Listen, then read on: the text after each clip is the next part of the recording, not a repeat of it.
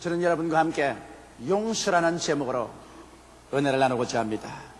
잘못에 대한 용서가 없이 정죄와 심판만 있다면 인류와 모든 만물은 순식간에 파멸되고 말 것입니다. 왜냐하면 하나님을 제외하고는 이 세상에 존재하는 모든 것이 실수하고 실패하고 범죄합니다. 실수와 실패 및 범죄는 용서라는 은혜를 통하여 치료받고 재생의 영광을 얻게 되는 것입니다. 여러분, 우리 주위 환경을 살펴볼 때 자연 만물은 상처를 입으면 곧장 용서하고 치료하고 그리고 재생의 영광을 허락합니다. 여러분의 폭풍 후 겨울의 눈사태 혹은 화마가 핥히고 간 산과 들일지라도 자연은 또다시 이름 모를 들풀과 아름다운 꽃들과 나무들로 옷 입혀 용서와 치료의 과정을 걷습니다. 만일 자연이 입은 상처에 대해서 분노를 느끼고 그를 용서하고 치료하지 않는다면 산과 들은 불긋게 벗어지고 말 것입니다. 이 땅은 살 수 없는 처소가 되어버리고 말 것입니다. 우리들의 육체의 건강을 보아도 용서와 치료가 언제나 함께 있다는 것을 알 수 있습니다. 일생을 통하여 혹은 과로로 혹은 과식으로 또는 불의의 사고로 상처를 입더라도 몸은 그것을 즉시로 용서하고 곧장 치료와 회복의 과정을 밟기 시작합니다. 이처럼 용서와 치료는 삶과 존재를 계속하기 위해서 필연적으로 있어야만 하는 것입니다. 용서가 없고 그에 따르는 치료가 없으면 이 세상의 모든 존재는 파멸되어 버리고 마는 것입니다. 그러므로 여러분, 우리는 이 땅에 살면서 용서받아야 또 용서해 줘야 하는 필연적인 책임을 가지고 있습니다. 그러면 우리가 어떠한 용서의 과정을 적극적으로 체험하면서 살아가야만 할까요? 첫째로 우리는 자기를 용서해 줘야만 하는 것입니다. 자기의 잘못을 사하지 못하는 자는 자기에 대하여 실망 혹은 절망하고 좌절하며 자학을 거치지 않습니다. 오늘 수없이 많은 사람들이 음울한 가운데 살고 있으며 열등의식과 좌절감, 자기 학대 속에 살고 있는 이유는 자기에 대한 깊은 용서가 없기 때문인 것입니다. 자기를 용서하면 자기를 용납할 수 있고 자기를 사랑할 수 있습니다. 자기를 사랑할 때야만이 인생을 긍정적이고 적극적으로 살 수 있으며 밝고 맑고 환한 태도를 가지고 살 수 있습니다. 그러나 자기를 미워하고 자기를 정죄하고 심판하고 살면은 언제나 음울한 가운데 살게 되며 모든 인생 만물을 부정적으로 바라보게 되는 것입니다. 나는 어떤 의사 한 사람이 환자를 돌보다가 본의 아니게 환자를 죽이고 말았었습니다. 그는 실제로 환자를 죽이려고 해서 죽인 것이 아니라 진단을 잘못해서 그 환자가 생명을 잃기 전에 투약을 하지 못하기 때문인 것입니다. 그러나 이 사람은 그것으로 말미암아 깊은 충격을 받았었습니다. 그러고 난 다음 자기를 용서할 수가 없었습니다. 자기는 이사의 자격이 없다. 자기는 이 이상 더 이제는 환자를 돌볼 아무런 능력이 없다고 생각했었습니다. 자기를 정죄했습니다. 심판했습니다. 자기를 박대하고 좌절감에 빠졌습니다. 그때로부터 식음을 전폐하고 심상에 들어 누워버렸었습니다. 가족들도 만나지 않고 사람들과 대화도 하지 않습니다. 눈은 충혈되어 시뻘겋게 되어 있습니다. 아무도 그를 도와줄 수가 없었습니다. 그러나 그의 조카가 예수를 잘 믿는 분인데 아저씨 곁에 가서 끊임없이 기도를 해주었습니다. 그러고 난 다음 아저씨에게 성경 말씀을 들려주었습니다. 얼마나 비참한 죄악 가운데 떨어진 인생도 하나님께서 그 아들 예수님을 보내셔서 그 죄를 대신 짊어지고 십자가에서 몸짓고 피 흘려 죽으셨다는 것을 설명해 주었습니다. 그래서 예수님의 용서를 받아들이지 않은 것도 무서운 교만이라고 설명을 해 주었습니다. 그는 점점 그 조카 딸의 전도를 듣고 하나님 말씀을 읽기 시작하고 그 마음이 깨어졌었습니다. 그래서 그는 예수님 앞에 자기의 실수와 죄악을 다 회개하고 난 다음 그 마음이 깨어져서 자기를 용서해 줄 수가 있었습니다. 자기를 용서하자 자기 스스로를 사랑할 수가 있었습니다. 그러자 그는 밝고 맑고 환한 인격을 다시 복구하고 그 다음 다시 병원에 나와서 주사기를 들고 환자를 돌볼 수가 있었습니다. 이와 같이 사람들은 이 세상에 살면서 자기를 용서한다는 것은 필연적인 사실로 꼭 있어야만 하는 것입니다. 일생을 통하여 여러분, 이 세상에 살면서 자기를 용서할 필요가 없는 사람은 아무도 없습니다. 가룟 유다는 자기를 용서하지 않았었습니다. 그런 예수를 은삼십냥에 팔아먹고 그로 말미암아 다가온 깊은 정죄감과 고통 속에 몸부림쳤습니다만 기어코 자기를 용서하지 않고 자기에게 복수하고 말하십니다. 여러분, 자기에 대한 절대적인 정죄는 자살입니다. 그래서 그는 목매어서 자살해버리고 말았습니다. 자기를 용서하기 위해서는 먼저 하나님께 깊은 용서를 체험해야만 되는 것입니다. 베드로 보십시오. 베드로는 예수 그리스도를 겟세마네 동산에서 버리고 도망쳤습니다. 예수께서 안나사와 가야바의 뜰에서 심판당할 때 그는 그곳에 같이 있었습니다. 그러나 적은 계집종 앞에서 세 번이나 예수를 모른다고 부인할 때 세 번째는 저주하고 맹세하여 가로되 내가 저를 도무지 알지 못한다고 말하셨습니다. 그때 상처투성이의 예수께서 고개를 돌려 베드로를 보았었습니다. 그는 그 마음속에 두 날 가진 날카로운 검으로 찔리는 것 같았습니다. 그 길로 뛰쳐나와서 그는 바깥에서 땅을 치며 통구하고 울었었습니다. 그는 그때 좌절하고 말한 것입니다. 자기에 대한 미움이 꽉 들어찼습니다. 저는 자기를 용서할 수 없다고 생각했습니다. 완전히 자기를 정죄하고 말았었습니다. 그는 어둡고 캄캄한 삶을 살았었습니다. 얼마 전에 그는 말하기를 나는 이제 고기 잡으러 간다. 나는 이제 예수 그리스도의 제자가 될 자격이 없다. 나는 부림받은 사람이다. 그래서 갈릴리로 내려가서 옛 배를 끄집어내고 그물을 다시 간추려서 먼지를 털고 고기를 잡으러 나갔지만은 자기를 정죄하고 좌절한 사람은 이 세상에 성공하지 못합니다. 왜냐하면 인생을 살면서 모든 적극성을 다 잃어버립니다. 할 수 없다. 이젠 절망이다. 나는 버림받았다는 생각 때문에 적극적으로 인생을 살 수 없으므로 무엇을 해도 실패합니다. 베드로는 배를 타고 가서 그물을 던져서 잡아당겼으나 한 마리도 잡히지 않습니다. 열성이 없고 적극적인 태도를 잃어버린 그에게 고기가 잡힐 리가 없습니다. 새벽까지 그물을 던져도 한 마리도 못 잡았습니다. 새벽 안개가 갈릴리 해변을 잔뜩 덮었을 때 그 안개 건너편에서 예수님이 서서 말씀했습니다. 얘들아, 무엇이 있느냐? 아무것도 잡은 것이 없습니다. 배 오른편에 그물을 던져보라. 오른편에 그물을 던지니 고기가 많이 애워져 그물이 찢어지던지라. 요한이 말하기를 예수님이시다라고 말했습니다. 베드로는 예수님을 바로 만날 체면이 없었습니다. 그는 자기 스스로가 무자격자로 심판하고 말았기 때문입니다. 그래서 그 찬 바닷물에 뛰어들어가서 그는 헤엄을 치고 나왔었습니다. 그리고 온몸이 물에 적신 대로 예수님 앞에 섰습니다. 제 아들이 다 나오자 예수님은 이미 불을 지펴놓으시고 떡을 구우시고 생선을 구워서 제 아들을 배불리 먹이셨습니다. 그러고 난 다음에 이제 베드로를 용서하는 과정을 예수님이 가지셨습니다. 예수님께서 베드로를 보시고 하신 말씀이 베드로야, 이 모든 사람보다 너는 나를 더 사랑하느냐? 베드로가 말하기를 주여, 내가 주를 사랑하나이다. 베드로는 어린 양을 먹이라고 말하셨습니다. 그 다음 또 예수님께서는 베드로야, 이 모든 사람보다 나를 더 사랑하느냐? 베드로가 주여, 내가 그러하외다. 그러면 내 양을 치라고 하셨습니다. 그 다음 예수님께서 또다시 세 번째 베드로야, 너희가 이 모든 사람보다 나를 사랑하냐고 말씀하시므로 베드로가 마음에 심히 근심하고 두려워하면서 주여, 내가 주를 사랑하는 줄 주께서 아시나이다. 대답하자 주님께서 내 양을 먹이라고 말했습니다. 용서하지 않은 사람에게 주님께서 양을 먹인다는 중대한 책임을 지울 리가 만무합니다. 이 말은 내가 이제 너를 용서하고 너를 다시 복구시켜서 제자로 불러서 내 양을 책임지운다는 것입니다. 그리고 주님께서 일어나 나를 따르라고 말하셨습니다. 예수님에게 베드로는 용서를 받자 그 마음속에 깊은 치료가 다가왔습니다. 베드로는 자기를 용서할 수가 있었습니다.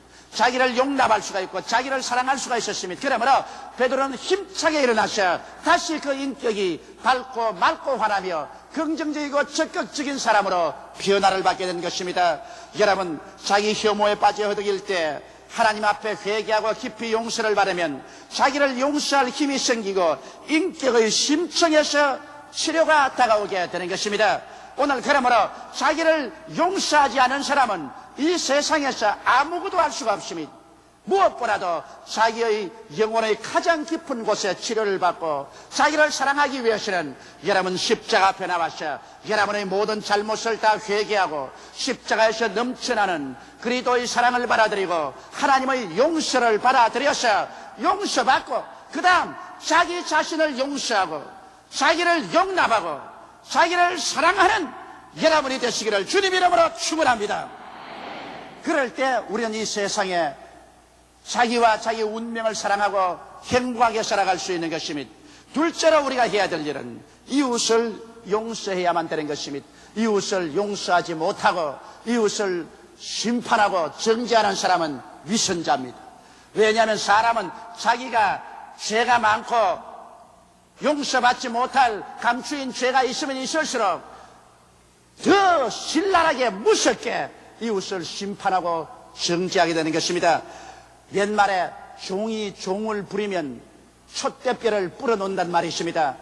우리 생각에는 시집살이 무섭게 한 시어머니가 며느리를 얻으면 아주 사랑으로 대할 것 같지만은 실상은 그렇지 않습니다. 시집살이 심히 한 시어머님일수록 며느리를 맞이하면 안 죽을 만큼 시집살이를 시킵니다.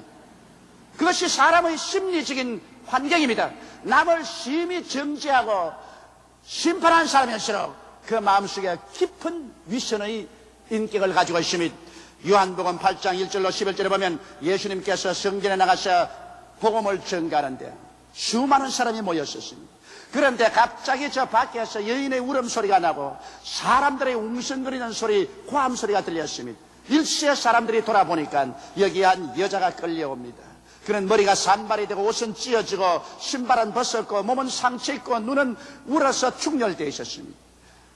바리새 교인, 사두개 교인, 율법사, 즉 모세의 제자들이 이 여자를 끌고 와서 예수님 발 앞에 내동댕이 치고 난 다음 외쳐 말하기를 선생이여, 이 여자는 가늠하다가 현장에서 잡혔습니다. 모세의 율법에는 이 여자를 돌로서 쳐 죽이라고 말했습니다. 손에 돌을 들어 보였습니다. 예수님, 당신은 이 여자를 어떻게 하겠습니까? 예수님은 즉시로 허리를 굽혀 손가락으로 글을 썼습니다. 무슨 글을 썼다는 내용이 기록되어 있지 않습니다. 그러나 성과 같이 사람들이 예수여, 이 여자를 당신은 어떻게 하겠습니까? 독촉하는지라 예수님이 고개를 들으셔서 이 사람들의 눈을 뚫어지게 바라보시고 난 다음 말씀하셨습니다. 너희 중에 죄 없는 자가 먼저 돌로 이 여자를 쳐라. 예수님의 이 말씀은 두나 가진 금보다 예리하게 그들의 양심을 꿰뚫었습니다. 간담이 서늘했습니다. 즉시로 예수님은 고개를 숙여서 허리를 굽혀 손가락으로 분노한 손가락으로 글을 썼습니다. 틀림없이 그들의 감추인 위선의 죄악을 백일천하에 드러내놓았을 것입니다.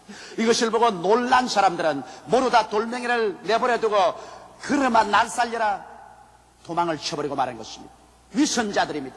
이 여자를 돌로서 쳐 죽일 만큼 의로운 자였다면 예수님 앞에 당당히 서야 될 것 아닙니까? 그러나 자기들의 죄는 다 감추어 놓고 이 여자의 죄는 덜추어내어서 고소하고 정죄하여 죽이려고 하는 이 사람들은 위선자였습니다. 그렇기 때문에 예수님께서 공명정대하게 그들의 실상을 드러내려고 하자 다 도망치고 말한 것입니다. 여러분, 이 세상에서 죄 없는 예수님은 죄인을 불쌍히 여기시고 사랑해서 살리려고 했었습니다. 예수님은 이 여자를 보고 고개를 들라 주위를 살펴보라, 너를 고소하고 정죄하는 자가 있느냐고 했었습니다. 이 여자가 보니 아무도 없었기에 주여 없나이다. 예수님 말씀하기를 나도 너를 정죄하지 아니한다. 집에 돌아가서 다시 죄를 짓지 말라고 말하셨습니다. 주님은 죄가 없으신 하나님의 아들이십니다. 그렇기 때문에 죄인을 불쌍히 여기고 긍휼히 여깁니다. 죄인을 불쌍히 여기지 않고 고소하고 심히 정죄하는 사람은 위선자인 것입니다. 그러므로 여러분과 내가 위선자가 되지 않기 위해서는 이웃을 용서할 줄 알아야만 되는 것입니다. 용서 안 하는 사람일수록 그는 위선자인 것이요, 용서하는 사람일수록 하나님께 용서받은 의인들인 것입니다. 여러분, 그러므로 우리들은 이 세상에 살면서 내가 용서받는 것이 필요한 것처럼 내 이웃도 용서해 줘야 되는 것입니다. 베드로가 한 번은 예수님께 나와서 물었습니다. 주님, 내게 범죄한 사람을 7번 용서하면 충분하겠지요? 베드로 생각에는 7번이면 최대로 용서해 준다고 생각했습니다. 그럴 때 예수께서 말씀하기를 아니라 내가 내게 말하니 7번씩 70번이라도 죄를 짓고 회개하고 나오거든 용서해 주라고 말씀하시고 이런 비유를 들어 말씀하셨습니다. 한 임금님이 신하와 빚청산을 하는데 한 신하를 부르니까 그 신하가 1만 달란트 빚을 졌습니다. 1만 달란트라면 우리 한국 돈으로 약 100억 원 가까이 됩니다. 갚을 수가 없으면 자기 몸도 팔고 처자도 팔고 재산을 다 팔아서 빚을 갚도록 명령하니까 이 사람이 땅에 엎드려 통곡하고 울면서 용서를 해달라고 빕니다. 하도 사정이 딱하기에 임금이 다 용서하고 탕감해 주었습니다. 이 사람은 그 빚을 용서받고 탕감받고 왕궁에서 나오는데 마침 자기에게 100데나리 빚진 친구를 만났습니다. 100데나리라면 우리 한국 돈으로 지금 한 150만 원쯤 됩니다. 그 친구를 만나자마자 멱살을 잡고, 야, 이 녀석아, 내 돈 갚아라. 그래, 내 돈은 그냥 땅에서 주었던 돈이라더냐? 갚아라. 150만 원 내놓아라. 내가 지금 돈이 없으니 말미를 주면 장차가겠다. 아니, 잔소리하지 말아라.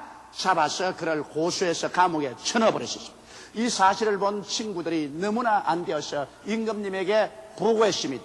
임금님이 그 말을 듣자 이 사람을 다시 호출해서 왕궁에 불러들이고 난 다음에 엄히 명령하셨습니다. 야, 이 나쁜 놈아, 나는 너가 통회하고 간청하기에 100억 원의 빚을 다 탕감해 주었는데 너는 왜 너희 친구 150여만 원 빚진 자를 탕감하고 용서해 주지 못했는가? 이 사람을 잡아서 그 빚을 다 갚을 때까지 감옥에 넣어 고통을 주라고 말하셨습니다. 그러고 난 다음 예수께서 말씀하시기를 너희도 진심으로 너희 이웃을 용서해 주지 못하면 하늘에 계신 아버지가 이렇게 하시라고 말한 것입니다.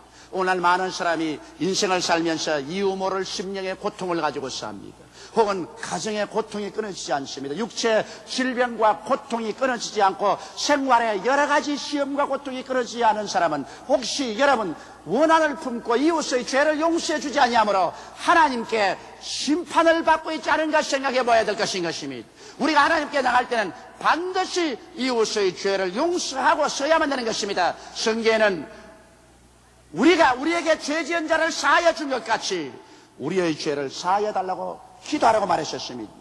우리가 서서 기도할 때 아무에게나 혐의가 있거든 용서하라. 그리해야 하늘에 계신 내 아버지께서도 너희 허물을 용서하여 주시라고 말씀하는 것입니다.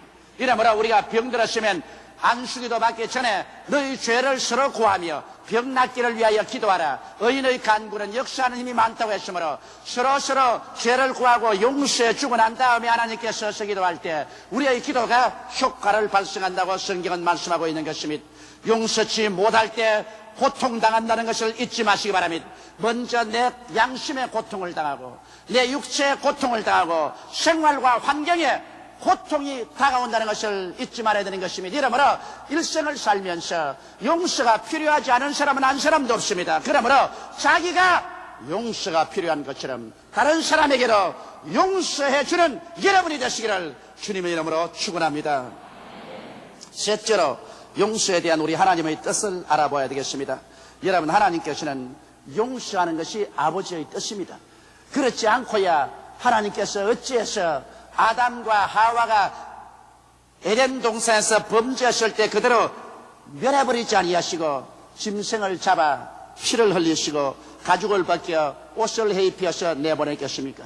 이것은 상징적인 의미가 있습니다. 왜냐하면 아담과 하와가 죄를 지었으므로 타인이 피를 흘려서 그 가죽을 벗겨 입혀야 산다는 것입니다. 이것은 장차 하나님의 아들 예수께서 오셔서 피를 흘려셔서 죄를 속하고 그 의의 이복을 벗어서 인류에게 입혀줄 것을 상징적으로 보여주신 것입니다. 구약 4,7년 동안 짐승의 피가 강물처럼 흘러셨습니다. 이것은 구약 4,7년 내내 하나님은 인류를 용서하기 위해서 세우러 그 아들 예수님이 오셔서 피를 흘릴 것을 예언한 것입니다. 하나님이 세상을 이처럼 사랑하사 독생자를 주셨으니 누구든지 저를 믿으면 멸망하지 않고 영생을 얻으려는 하나님의 약속은 값없이 주어진 약속이 아닌 것입니다. 우리가 죄사함 받을 때는 믿음으로 값없이 받지만 하나님 편에서는 무서운 대가를 지불하셨습니다. 하늘과 땅을 다 주고도 바꿀 수 없는 그 아들 예수를 이 세상에 보내셨습니다. 그는 동정녀 마리아의 몸을 통해서 이 세상에 사람의 몸을 쓰고 태어났어요. 30년 사시고 3년 동안 하나님 나라를 전파하시고 난 다음 그가 자원해서 우리의 죄물이 되기 위해서 십자가에 올라간 것입니다. 여러분과 나는 우리 죄대로 심판받으면 한 사람도 살아남을 수 없는 것은 여러분과 나는 우리의 죄의 빚을 갚기에도 능하지 못합니다. 그러나 예수님은 하나님으로서 사람이 되어 오셔서 죄가 없었기 때문에 우리의 죄를 다 갚고도 능히 부활할 수 있는 여유가 있었습니다. 그러므로 예수님께서는 여러분의 죄, 여러분의 불의, 여러분의 추악, 여러분의 저주와 절망을 자원해서 걸머지시고 십자가에 올라가셨습니다. 오전 9시에 주님 십자가에 못 박여서 낮 12시가 되면 천지가 어두워지셨습니다. 그리고 마지막 오후 3시가 되면 예수님은 그 말할 수 없는 고통 가운데서 하나님이여 하나님이여 어찌하여 나를 버리시나이까 절규했습니다. 그리고 내가 다 이루었다고 외치실 때 모든 인류의 죄악은 예수 그리스도의 고난을 통해서 청산되었습니다. 과거의 죄도 청산되었습니다.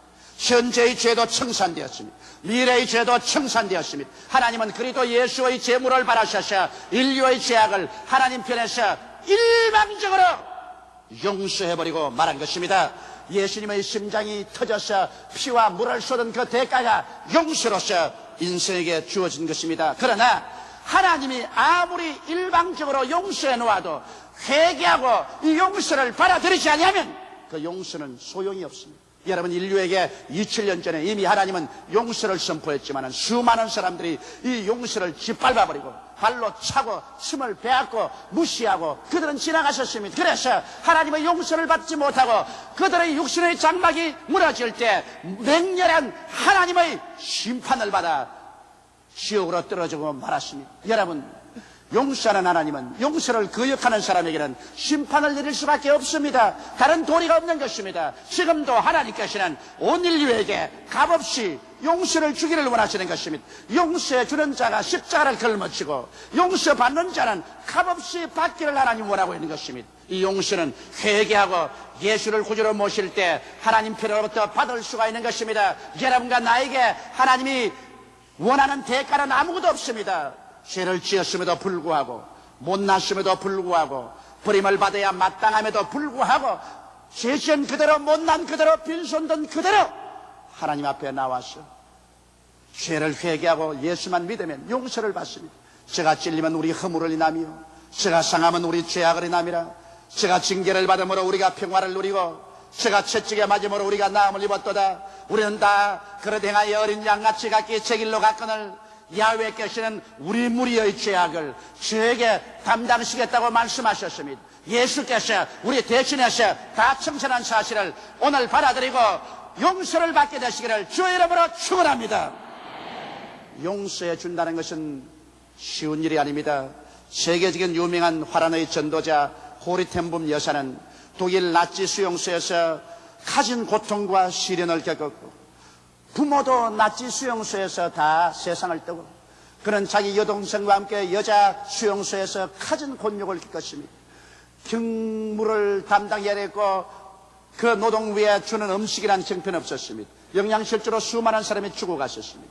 그 동생과 함께 하나님께 기도하고 끝까지 매달렸었습니다. 그러나 결코 동생은 영양실조로 죽었습니다. 그런데 그가 나치 수용소에서 다행히 살아나서 전도자가 되어서 독일에 가서 어느 교회에서 복음을 전도할 때였습니다. 예수 그리스도의 복음을 전하고 난 다음에 회개할 사람 앞으로 나오라고 하니까 그게 수염이 덥수룩한 중년 신사한 사람이 나오는데 그는 그 사람을 보자마자 소스라쳐 놀라고 갑자기 그 심장의 피가 거꾸로 흐른 것 같았습니다. 그 마음속에 분노가 폭발했었습니다. 그는 순간적으로 얼어붙은 것 같다고 그의 기억력은 다시 한번 나치 수용소로 돌아가셨습니다. 그 사람은 다른 사람 아닌 여자 수용소에 책임을 지고 있던 독일 병사였습니다. 그 독일 병사가 자기와 자기 여동생을 사무실로 끌어들여 놓고 온 전신을 빨가벗기고 가진 인간으로서 견딜 수 없는 모욕과 수치를 가한 그 독일 병사였습니다. 그 독일 병사는 지금 살아서 수염이 덥수룩해서 교회에서 설교를 듣고 회개할 사람 나오긴 앞으로 나오는데 그 병사가 농락했던 자기와 자기 동생 그는 이미 죽었지만은 그는 어디에 있습니까? 그들의 마음에 입은 상처는 끝이 없었습니다. 그는 그 독일 병사를 보자마자 뛰어내려가서 멱살을 잡고 야 이놈아 너 그러고도 하나님이 두렵지 않느냐 태양을 쳐다보고 살고 있느냐 이렇게 외치고 싶었다는 것입니다. 온 피가 거꾸로 역류하고 온 몸이 다 얼어붙고 분노가 하늘로 사무쳤습니다. 그럴 때 주님께서 자기 마음속에 뚜렷이 말씀하더랍니다. 고리된 부마 너를 빨가벗기고 너 동생과 함께 온갖 인간으로서 견딜 수 없는 수모를 주던 그 독일 사람이 지금은 민간인이 되어서 너 앞에 서서 회개하고 나오고 있는데 너 마음속에 그를 보고 분노하고 용서해 줄 마음이 생기지 않지. 그러나 용서해 주는 자가 십자가를 걸머진다. 나는 내가 지은 백성이 나를 버리고 나가서 나를 향해서 모욕하고 침뱉고 온갖 흉악한 짓을 다할 때 내가 그들의 죄를 내가 짊어지고 십자가에 못 박였다. 나를 보는 사람들은 고개를 흔들며 침을 빼앗고 욕을 하며 성전을 헐고 사흘에 짓는 자여 네가 하나님의 아들이면 십자가에서 내려오라 고함고함 쳤지만은 나는 그들을 위해서 용서를 빌어주었다. 용서해 주는 자가 십자가를 걸머지는 거다. 그러므로 네가 이 독일 사람을 용서해 줄 수 있다면 너는 나의 십자가의 고난에 동참하는 사람이 되는 것이다. 너 이 사람을 용서해 주어야만 한다. 고르텐붐 여사는 그 앞에 나온 독일 남자는 자기가 모욕을 가한 그 여자가 지금 부흥사가 되어 와 있다는 것을 몰랐었습니다. 고르텐붐 여사는 손을 내밀었다고 하는 것입니다. 그는 그 독일 사람의 손을 잡고 형제여, 하나님이 당신을 사랑합니다. 나는 당신을 용서합니다. 예수께서 당신을 위해서 십자가에 못 박아 죽으셨으니 내가 당신을 정죄할 수 없습니다. 당신을 위해서 기도합니다고 그가 기도해 줄 때 그의 온 혈관 속에 그리스도의 사랑이 불길처럼 타오르더라는 것입니다. 하나님의 사랑이 마치 바다의 파도처럼 그 영혼 속에 사무쳐 오더라는 것입니다. 그는 그곳에서 한없이 울고 통곡하며 예수께서 우리를 위해서 얼마나 큰 모욕을 참으시고 얼마나 큰 슬픔을 참으시고 십자가를 걸머졌다는 것을 만분지일이라도 체험할 수 있다는 것입니다. 그래서 그 독일 사람을 용서하고 그가 그 예배를 마치고 나올 때 진실로 그리스도의 사랑을 조금이라도 뼛속까지 느끼며 체험할 수 있었다는 이런 간증을 기록한 것을 제가 읽어보았었습니다. 여러분, 이 세상에는 용서받는 사람이 대가를 지불해야 될 것 같지만은 그렇지 않습니다. 용서해 주는 사람이 자기가 상처를 입고 짓밟히고 모욕을 당했음에도 불구하고 그 상처를 참고서 용서해 주는 것입니다. 그러므로 용서해 주는 사람은 십자가를 걸머지지 않고는 용서할 수 없습니다. 그러나 십자가를 지고 용서하는 사람은 진실로 예수 그리스도의 사랑에 참여하는 사람이 되는 것입니다. 이러므로 오늘 이 시간에 십자가를 걸머지고 남편을 용서해 주십시오. 십자가를 걸머지고 아내를 용서해 주십시오. 십자가를 걸머지고 부모를 용서하십시오. 자식을 용서하십시오. 십자가를 걸머지고 이웃을 용서하고 원수까지라도 용서해 주십시오. 용서 속에만이 치료가 흐릅니다. 복수 속에는 치료가 있을 수가 없습니다. 원한에 대한 복수를 하면 또다시 복수가 연급보지 치료는 없습니다. 그러나 용서 속에 한없는 하나님의 치료가 임하시며 치료의 뒤에 사랑이 임하셔서 참으로 긍정적이고 적극적이며 밝고 맑고 환하게 인생을 살아갈 수 있는 것입니다. 오늘 이 시간에 사랑하는 형제 자매 여러분, 여러분이 죄를 지었음에도 불구하고 못났음에도 불구하고 하나님을 거역하고 반역하며 추악한 삶을 살았음에도 불구하고 그 죄는 예수님께서 다 책임지고 십자가에 올라가셔 아무 불평 없이 아무 원한 없이 이를 깨물고 눈물을 흘리며 온갖 고통을 다 당하면서 지불해 주셨습니다. 예수님께서 지불하신 그 은혜는 우리가 이 세상에서 인간의 생각으로 측량할 수 없을 것입니다. 천국에 올라가셔 억금만 년이 지나도록 주님께 감사해도 그 감사를 다하지 못할 것입니다. 예수님께서 그 고통을 통해서 여러분의 죄를 다 청산해주고 이제는 용서를 선언했습니다. 수고하고 무거운 짐진 자들은 다 내게로 오라. 내가 너희를 쉬게 하겠다고 말씀하고 있습니다. 이러므로 오늘 이 시간 고집 부리지 말고 우리 회개하십시다. 그리고 하나님 앞에 나가셔 하나님 내게 베풀어 주신 용서를 받아들입니다. 하나님이여 나를 불쌍히 여기시고 용서하여 주옵소서. 이제는 내가 예수를 구주로 믿고 하나님을 아버지로 섬기고 하나님의 영광을 위해서 살겠으니 나를 거두어 주시옵소서. 마음 문을 열고 주님 앞에 나가십시다. 이미 예수를 믿은 우리들은 더 깊이 십자가를 우리 가슴에 받아들이고 더 깊이 용서를 체험해서 그 용서 가운데 나를 더 깊이 용서하고 내 이웃을 더 깊이 용서해서 나를 통하여 치료와 사랑이 강물같이 흘러나가도록 되시기를 주님의 이름으로 축원합니다. 다 같이 오고 계시게 기도드리겠습니다. 전능하시고 거룩하신 하나님 아버지, 우리는 다 부족하고 연약한 사람들입니다. 죄를 짓고 불의하고 추한 사람들입니다. 완전한 사람은 아무도 없습니다. 내 아버지 하나님이시여, 내게 하나님 앞에 용서가 필요한 것처럼 내게 죄 지은 자를 내가 용서할 수 있게 도와주시옵소서. 용서하는 것이 십자가를 걸머지는 것처럼 괴로울지라도 예수님이 날 위하여 십자가 걸머졌으므로 나도 십자가를 걸머지고 용서해야 될 의무와 책임이 있다는 것을 알게 도와주시옵소서. 하나님 아버지여, 오늘 이 시간 교회에 출석하신 분 중에서 아직 하나님의 용서를 받아들이지 못한 사람이 있습니까? 예수를 믿지 않은 사람, 믿다가 타락한 사람이 있습니까? 그렇다면 성령으로 감동하여 주셔서 오늘 일생일대의 기회인 아버지의 용서를 받아들이게 도와주시옵소서.